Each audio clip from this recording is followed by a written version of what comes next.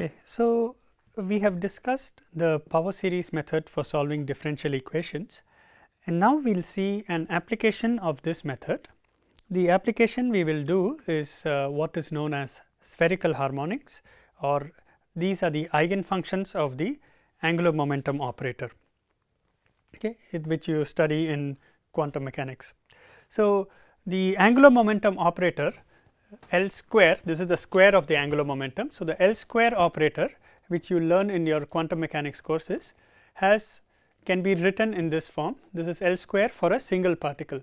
Okay. So, this has various terms. There is an h cross square in front, then there is a derivative with respect to theta, okay, and then second derivative with respect to theta.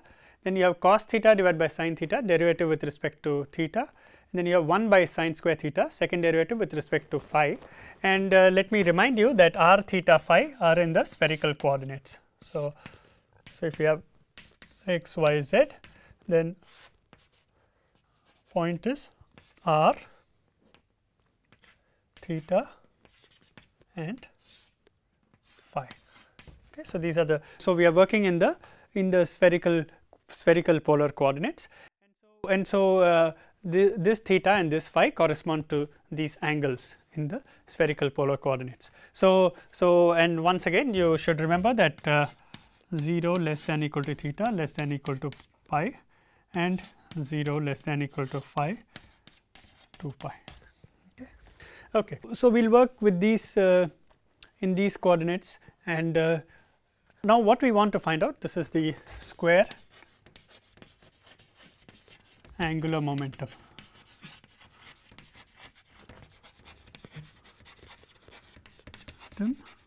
For a single particle.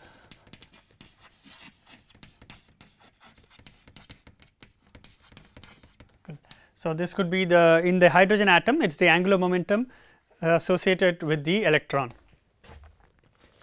Okay. Okay. So, let us try now. We want to find eigenfunctions of L square.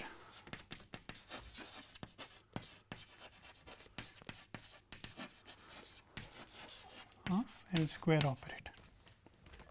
Okay. And so, if and we are denoted by y, and y will be a function of theta and phi. Okay. So, the eigenfunctions, they will be functions of theta and phi, and they will be denoted by y theta phi, and they will satisfy L square y theta phi is equal to some lambda y theta phi. Okay. So, our task is to find out y and find out lambda. So, what are the eigenvalues? What are the eigenvalues and what are the eigenfunctions of this L square operator? Okay. So, let us see how to go about this problem. So, first we will substitute this in this equation to get h cross square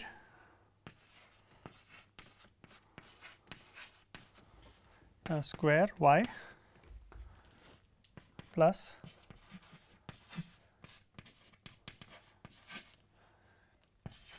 dou y by dou theta plus 1 by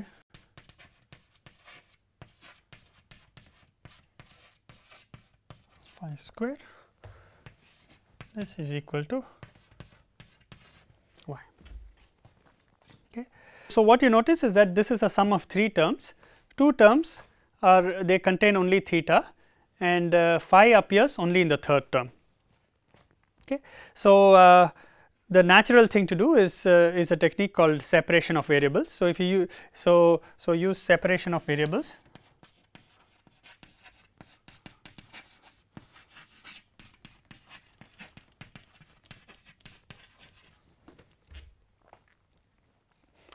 So, you say that y of theta phi is equal to s of theta t of phi.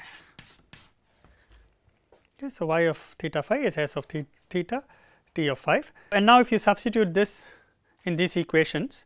So, the second derivative with respect to s times t.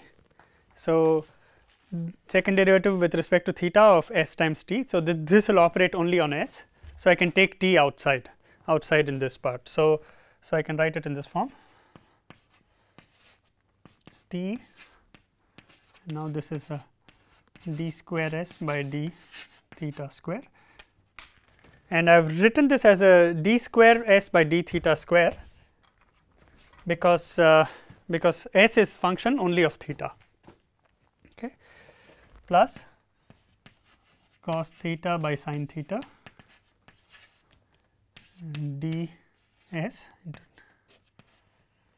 by d theta plus s by sin square theta d square t by d phi square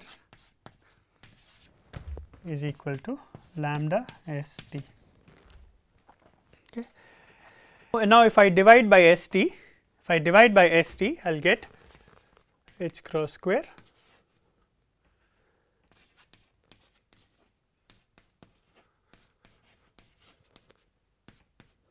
plus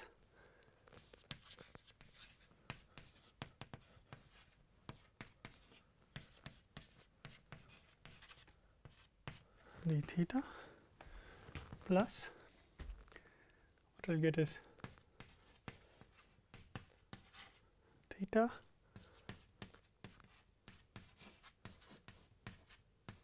y square. This is equal to lambda. Okay. So, now notice that the right hand side is a constant, left hand side is a function of theta and phi. Okay. So, this is a function only of theta, this is also a function only of theta. So, these two are functions of theta,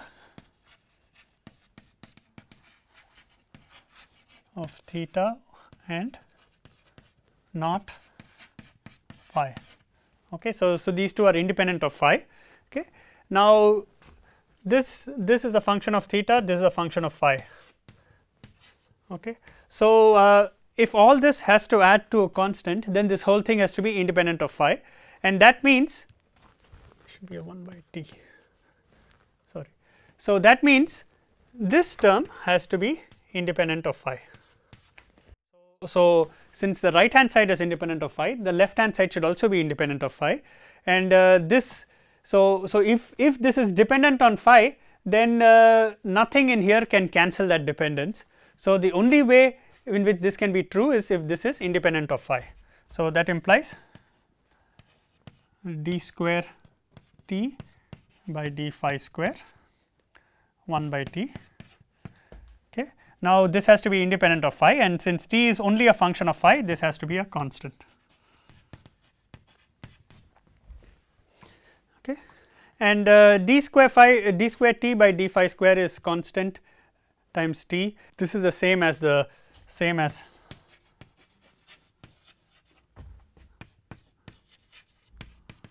particle on a ring or rigid rotor, 1D rigid rotor. Okay.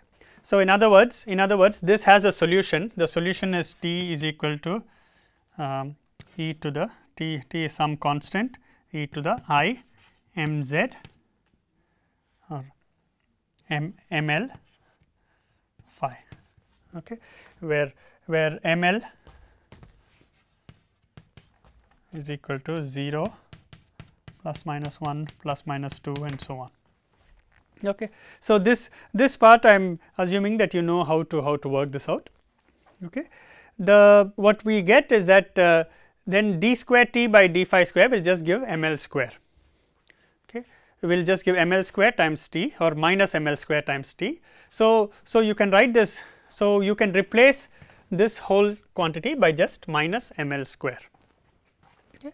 So, then the equation for so this implies d square t by d phi square is equal to, so some constant I ml square e to the I ml phi, this is equal to minus ml square t. Okay, so that is d square t by d phi square, and so if I divide this by t, so I take 1 over t here,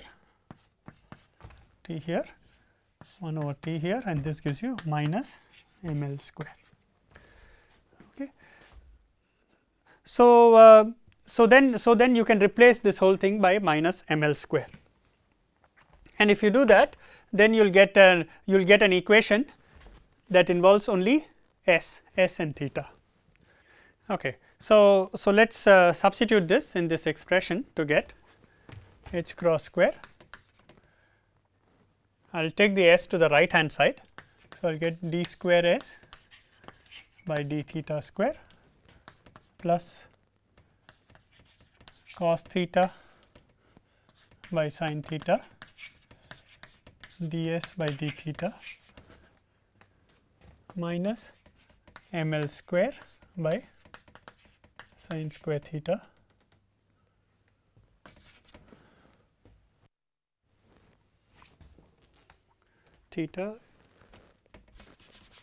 ml square s by theta is equal to lambda s.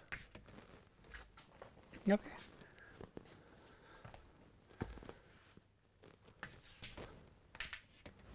Okay. So this is a ordinary second order differential equation, okay, where s is a function of theta. So s is a function of theta, and this is just an ordinary second order differential equation. It is homogeneous. Each term has just one power of s. Okay. So now but we notice that there is cos theta and sin theta appearing here. Similarly, there is this sin square theta. Okay. So what we will do is we will do a small transformation. So put w equal to cos theta,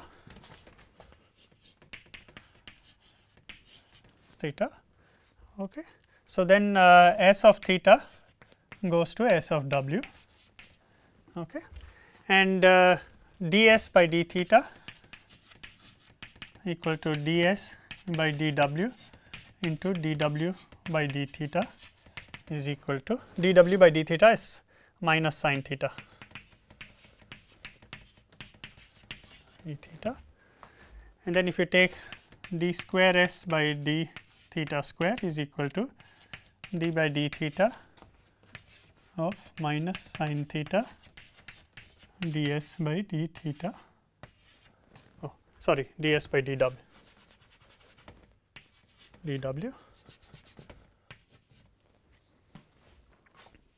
okay, and now you can use the pair rule. So we will get minus cos theta ds by dw, okay, and you will get the second term, that is minus sin theta into d square s by dw square into minus sin theta square. So that is plus sin square theta.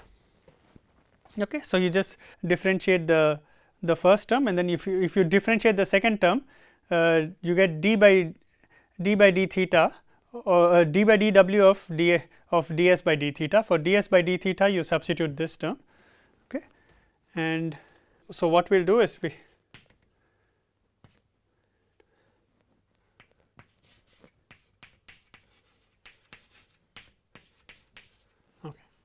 okay, so we have to do this a little more carefully. Okay, so let's look at the second term a little more carefully. So first term you take the derivative of this with respect to theta. For the second term, what you will get is minus sin theta, okay, you will get d by d theta ds by dw, okay, d by d theta of ds by dw, and you can write this as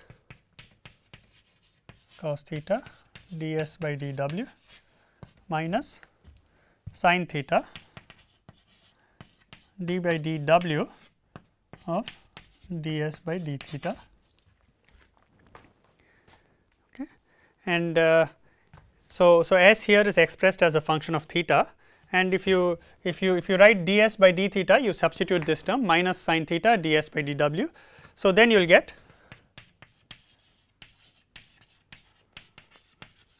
plus sine square theta, and it becomes d by dw of ds by dw, that is d square s by dw square. Okay. Okay. And now, what you will say is that cos theta is w, and sine square theta is 1 minus cos square theta, that is 1 minus w square.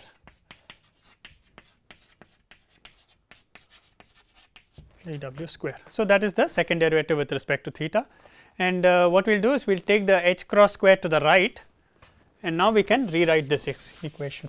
Okay. So, what we will do is we will take we will substitute for ds by d theta and d square s by d theta square. So, when we do that, and for convenience I will take the h cross square to the right hand side. So, I will get 1 minus w square d square s by dw square minus w ds by dw. Okay. So, that is this term. Okay. Then I get plus cos theta by sin theta ds by d theta. Remember, ds by d theta was minus cos theta ds by dw. Okay. So, no, sorry, minus sin theta ds by dw. So, the sin thetas will cancel. So, you will just get minus cos theta is w minus w ds by dw. This is from this term. Okay. So, from this term you substitute this expression for ds by d theta, and the sin thetas will cancel. So, you have minus cos theta ds by dw, and minus cos theta is same as minus w. Okay.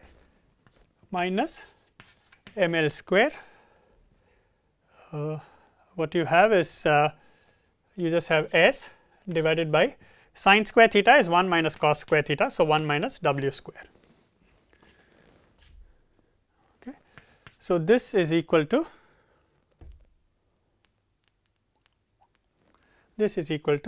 lambda by h cross square s.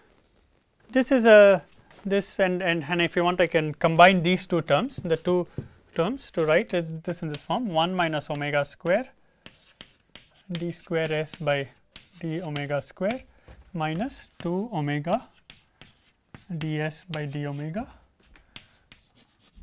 minus ml square s by 1 minus omega square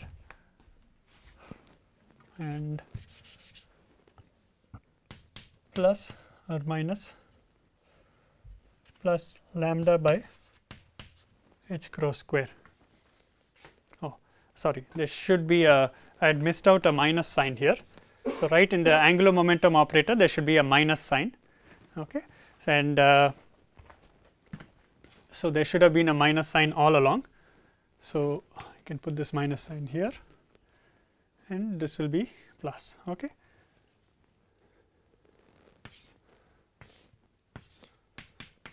Equal to 0, or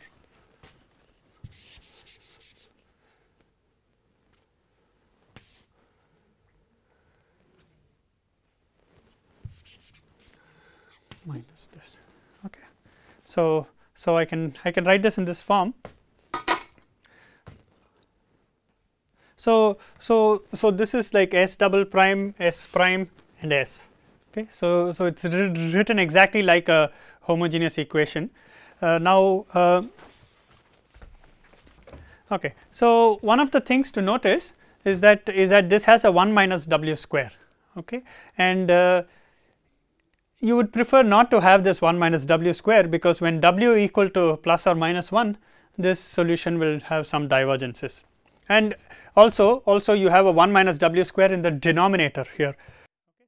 So, w equal to 1 will not be a regular singular point if you have this 1 minus w square in the denominator. Okay. So, so then you make the substitution, and the substitution we will make is the following. We will say s of w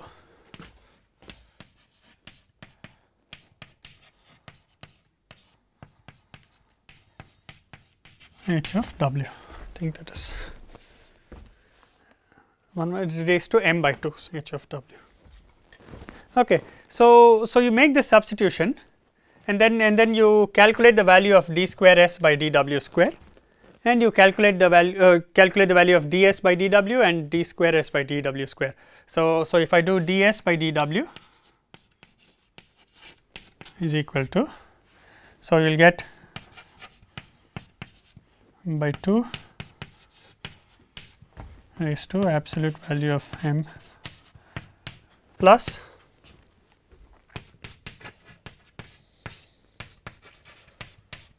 by 2 dh by dw, okay, dh of w. Okay. And similarly, you do the same for d square s by dw square. You take the second derivative and you plug it into this. I won't go into the details of that, but what you will end up with, okay, then you can cancel, you can essentially this factor you will be able to cancel. So ultimately, if you do all the rearrangements, you will get an equation of the following form: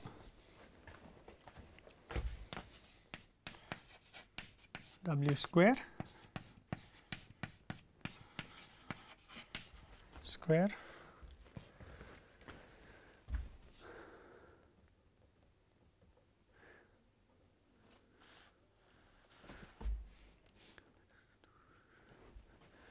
minus 2 absolute value of m plus 1 dw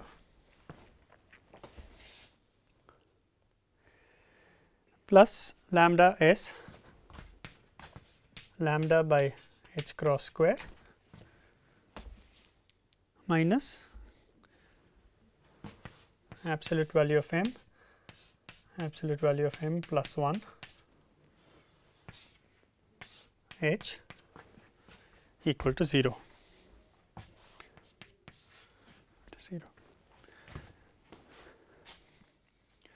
Okay. So this is what you will end up with. Now, if m is an integer, okay, if m is an integer, this is the solutions of this looks very much like the Legendre differential equation. Okay, it looks very similar to the Legendre differential equation, and only thing is, if m is an integer, there is this additional factor. M by definition has to be an integer. So if this is an integer, this is also a kind of Legendre differential equation, and the polynomials you get are called the associated Legendre polynomials.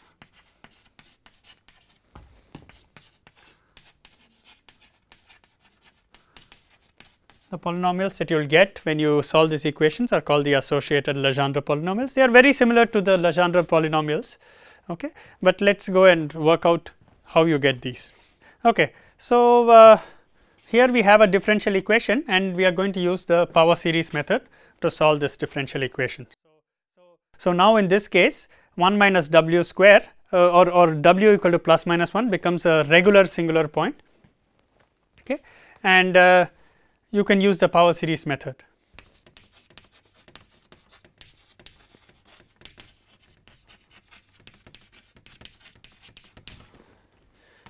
Okay. So, the power series method now so the power series method will say h of w is equal to infinity C I w raised to I. Okay. So if you do this, then you substitute in this equation, what you will get is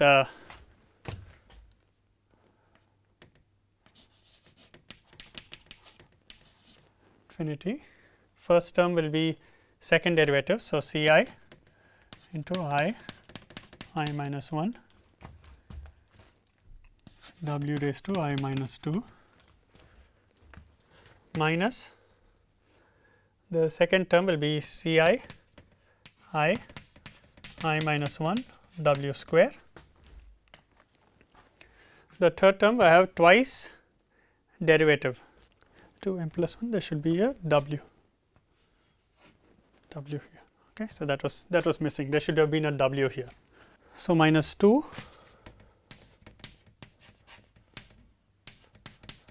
plus 1 Now W d by dh. So if I do this, I'll get Ci W raised to I into I. Okay. That is due to this term. And then you have this constant, so plus lambda by h cross square minus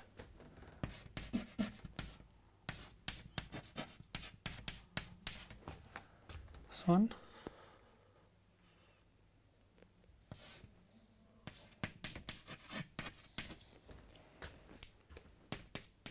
equal to 0. Okay, so here I substituted in this, and now you can immediately see the recursion relation. So look at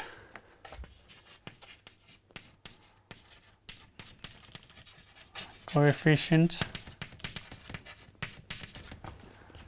of W raised to n. Okay, so now you will have a coefficient of W raised to n when I equal to n plus 2 in this. So, you will have C n plus 2, n plus 2, n plus 1, okay, minus, in this case you will have C n minus 1. So, W raised to I, and then you have minus 2 plus 1. Now, in this case you will have n C n W raised to n. So, n C n is the coefficient of W raised to n, followed by this whole constant multiplied by C n. So, followed by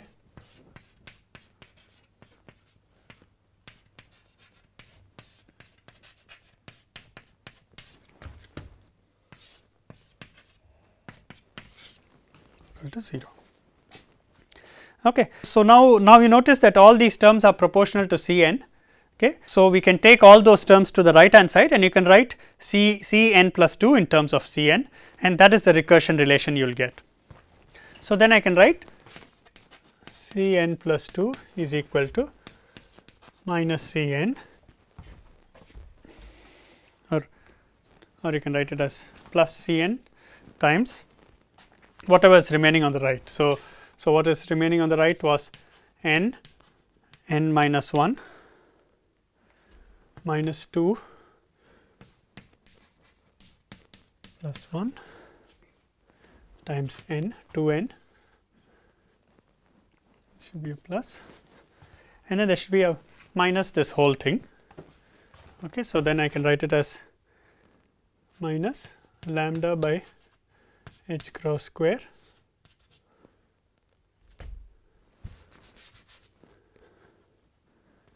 minus m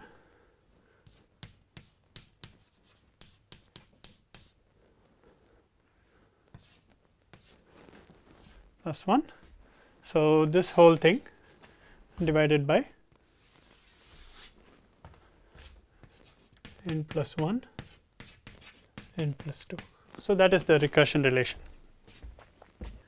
and what you can do is you can simplify this. You can take this m plus 1 over here and you can rewrite the whole thing in a slightly simpler looking form in the following form.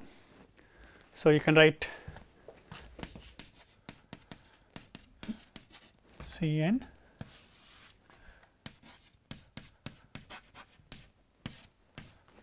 n plus m n plus m plus 1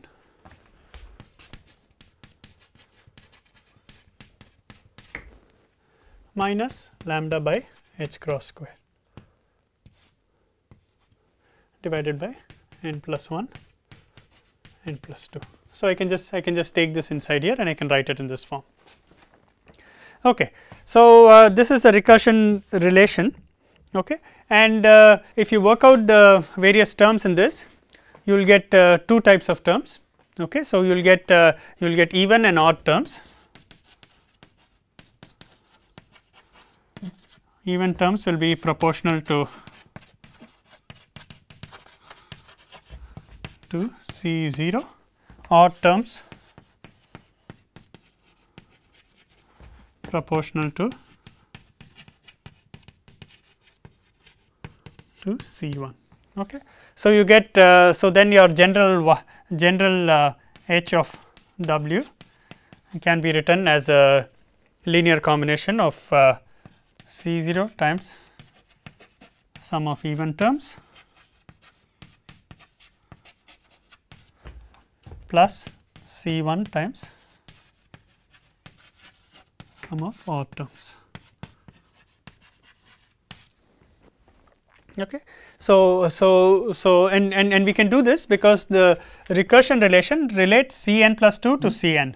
So, it will relate C2 to C0, and then similarly C4 will be related to C2, but C2 is already related to C0. So, C4 will be related to C0 and so on. Okay. So, we can write this in this form, and you can solve the. So, so eventually what you can do is you can write H of W is equal to C0 sum of even powers of W plus C1 times sum of odd powers of W. Okay. And typically each of these will be an infinite series. So, this will be an infinite series, this will be an infinite series. Okay. Now, once again we need if this series, so each of the infinite series above, okay, diverges at W equal to 1. Okay. So, when W becomes 1, then both these series will go to infinity. Okay. So, then that implies but this is not good. It is not good if it diverges at W equal to 1, because then the series will go to infinity, and if H of W goes to infinity, then the wave function will go to infinity. Okay. So, so then we need series to converge. Okay. So, you need at least one of these two series to converge and to be finite. Okay. So, at least one of these series should be truncated. Okay. And this condition is that C n plus 2 equal to 0 or C m plus 2 converge. So, if series terminates at Cm. So, if one of these series terminates at Cm, then Cm plus 2 has to be 0. So, this implies lambda is equal to lambda by h cross square is equal to n plus m n plus m plus 1. Okay, or sorry, terminates not at Cm. I should let me call it Cr. Okay, so just to differentiate from this m, I'll call it Cr.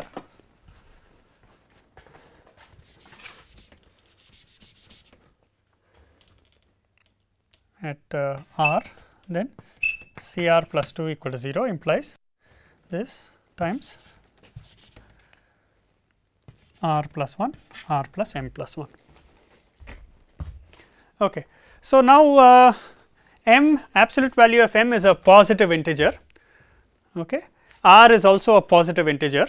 So, then R plus m will be some other integer, we call this L.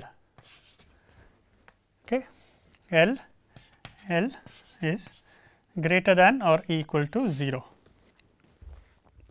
Okay. So, L, then this becomes L plus 1.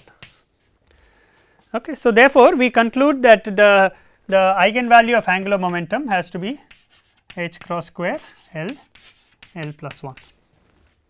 Okay. So, if the eigenvalue of angular momentum is h cross square L L plus 1, then this series will converge at it will get truncated at this value of r. Okay. So, so we went through this argument, and now what we have identified that your angular momentum eigenfunctions have to be of this form h cross square into some integer greater than or equal to 0 times that integer plus 1. Okay. So, in other words, L square times y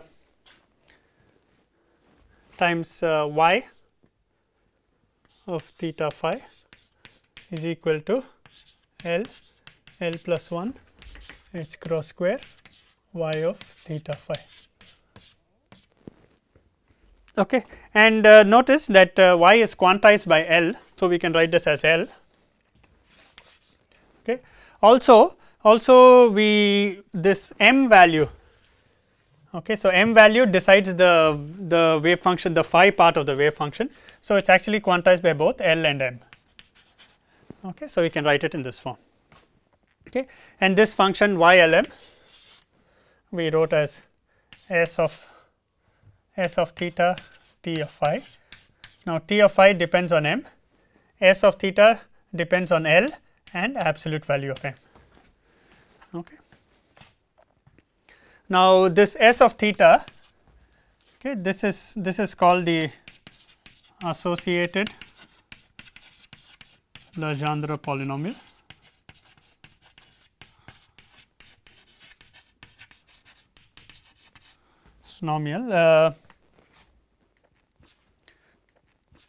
So, we write this as s of w is equal to p L absolute value of m of w, okay, where w equal to cos theta.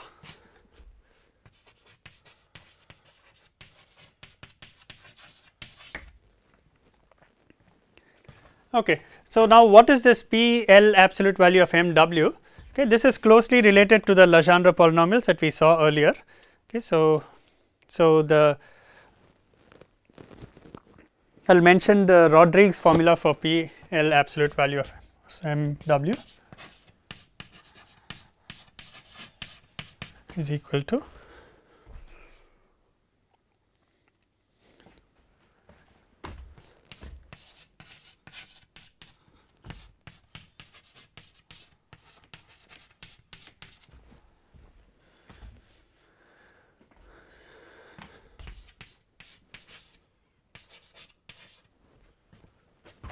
is to L plus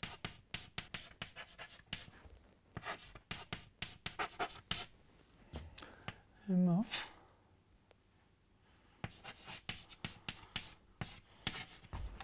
is to L. Okay. So, this is the Rodrigues formula by which you can generate all these. I mean, this is not you can actually derive the exact forms of PLM of W by starting from the recursion relations, just as we did in the case of Legendre polynomials. Okay. Now, the other thing is that from this expression we can say that m has to be less than equal to L.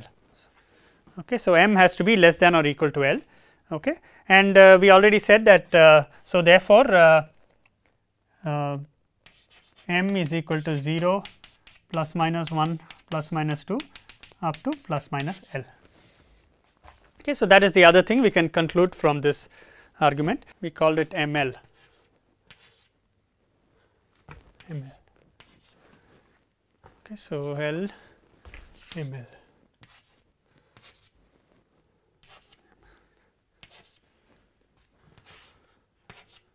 Okay. So, the point is that this is so what we found from this whole discussion is that L equal to 0, 1, 2 dot dot dot. Okay, it can be anything, but ML has to be 0 plus minus 1 plus minus 2 up to plus minus L. Okay, and this will be familiar for those who have seen this is the orbital quantum number, this is the angular momentum quantum number. Okay, so, this is the orbital quantum number in the case of hydrogen atom, this is the angular momentum quantum number. Okay. And you can actually show you can actually put these wave functions and you can calculate this. Okay. Now, this part is the so S times t gives you YLM ML of theta phi. This is also called as spherical harmonics.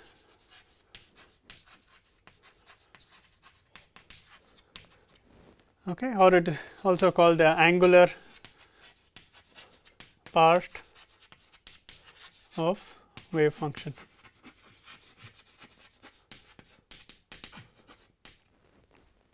Okay. So what we have done is to solve the angular part of the wave function for the for eigenfunctions of the Hamiltonian operator. Okay. What we found that the angular part of the wave function for eigenfunctions of the Hamiltonian are also eigenfunctions of angular momentum square operator, and so YLM is that eigenfunctions of the angular momentum square operator.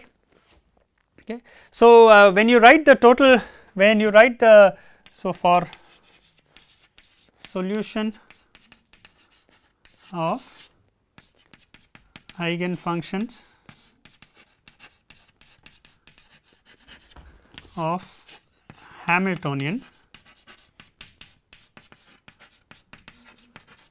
for hydrogen atom. Okay. So, the psi will be a function of r theta phi. Okay. So, we will write this as a radial part. This is the radial part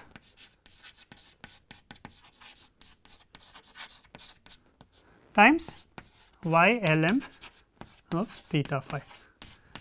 Okay. So, YLM theta phi is the angular part, and the angular part of the wave function is the same as the eigenfunctions of L square operator. Okay. So, this is we have seen in this exercise, we have seen how to solve for the angular part of this wave function. Now, I will not be talking about the radial part of the wave function of the hydrogen atom, but you might have seen it in your quantum chemistry courses. The radial part of the solution of the hydrogen atom can also be solved using the power series method, but you have to use the modified power series method or the Frobenius method. So, when you write the differential equation for the radial part of the wave function, okay, the most elegant and simple way to do it is the Frobenius method, okay, or the modified power series method. Okay. So, what you have seen by this is that when you need to solve differential equations, okay, the power series method is a very useful method. When the direct power series method does not work, you can use the modified power series method or the Frobenius method. Okay. So, now at this point this will be all that I will talk about the power series method. In the next class, what I will do is to look at one property of the power series method that has to do with orthogonal eigenfunctions. Okay. So, we look at conditions when the solutions of differential equation gives you are orthogonal to each other. Okay. And this will be the last part of this discussion on differential equations.